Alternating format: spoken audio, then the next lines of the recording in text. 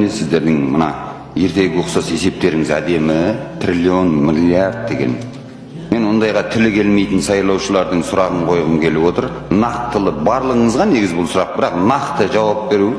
Еңбек және халықты әлеуметтік қорғау министрінің орынбасары Сағындықова Назгүл Ерікқызы бар ғой осында. Өте қуаныштымын. Қолыңызда қаламсап пен парақ болса алсаңыз жақсы болатын еді. Мен сізге цифрлар келтірейін. Өйткені сіздер цифрды жақсы көресіздер. Бұл қарапайым арифметика. Орташа статистикалық отбасының бір айлық шығындары. Сіздердің министрлік ең төменгі айлық 85 мың теңге деді. Сосын қызармай бір министрдің орынбасары ол жетеді күн көруге деді. Енді мен сіздерге арифметика көрсетейін. Мысалы, 5 адамнан тұратын отбасы, жанұя. Әкесі театр қызметкері, инженер, алатын айлығы 115 мың теңге.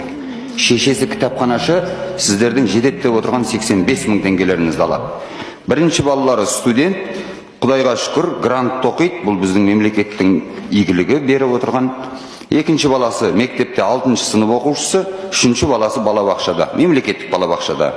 Жалпы отбасының табысы айына 200 мың теңге. Енді бір ай көлемінде қажет болатын шығынға азық-түлік, коммуналдық төлемдер, кредит, балабақша және тағы басқаларын нақты келтіріп берейін. Азық-түлікке нан 180 теңгеден бір айға жоқ дегенде 5 адам 60 бөлке нан жеді делік, күніне 2-ақ бөлкеден жегенде 10.800 теңге.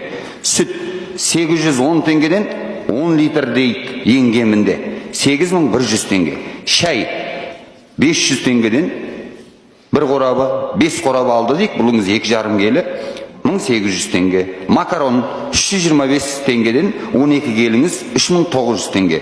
Жұмыртқа 60 теңгеден 20 жұмыртқа 1200 теңге. Гречка бір келісі 280 теңгеден бір айда 3 келі гречка жегенде 840 теңге. Ұн 3700 теңге 10 келісі. Май 1 литрінің бағасы 4000 теңге болғанда, бұл күнбағыс майы, сары май жоқ бұның ішінде. 8000 теңгеге 2 литр май іштіға тамақ істеді дейік. Картоп 130 теңгеден 10 келі 1300 теңге, пияз 120 теңгеден 5 келі 600 теңге, тұз 60 теңге, тауық еті 1150 теңгеден бір келісі 5 келі ғана жеді дегенде 5750 теңге. Күріш 565 теңгеден 5 келі 2825 теңге. Коммуналдық төлемдері 2 бөлмелі үйдің қазіргі таңда жоқ дегенде 27 мың теңгеге барып тұр. Ұялы байланыс интернет тарифі бұл қажетті нәрсе, өйткені бізде жұмыста да, оқуда да соны талап етеді. 7 мың теңгеден 4 адамға 28 мың теңге. Жол жүру шығындары, оңай пластикалық карталарын алу 7200 теңгеден 3 адамға 21600 теңге. Тазалық құралдары, сабын 300 теңгеден 5 сабын алды дегеннің өзінде 1500 теңге. Тіс жуатын паста 470 теңгеден 2-ақ паста алды деп есептедік, 940 теңге. Кір жуатын ұнтақ 4 келі 3400 теңге, 2 келі пачкіден 2 пачка. Кредит төлемдері, бұл мемлекеттік бағдарламамен алған 2 бөлмелі үйдің кредитіне айына 80.500 теңге төлейді, және оған қосымша баласы сабақ оқу үшін тұтынушылық кредитпен 25 мың теңге айына төлеп отыр, бір компьютер алған. Балабақшаға 16.500 теңге төлеп отыр.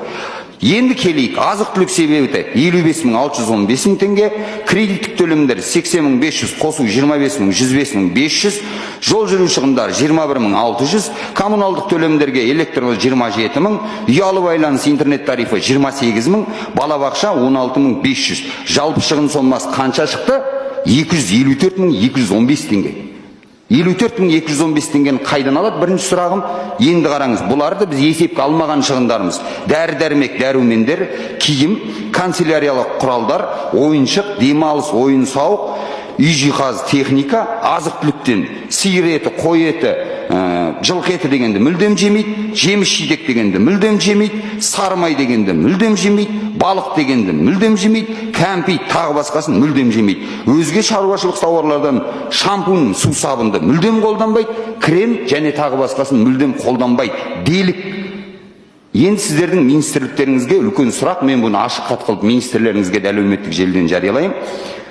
Қалай есептедіңіздер және осы отбасы қалай күн көреді?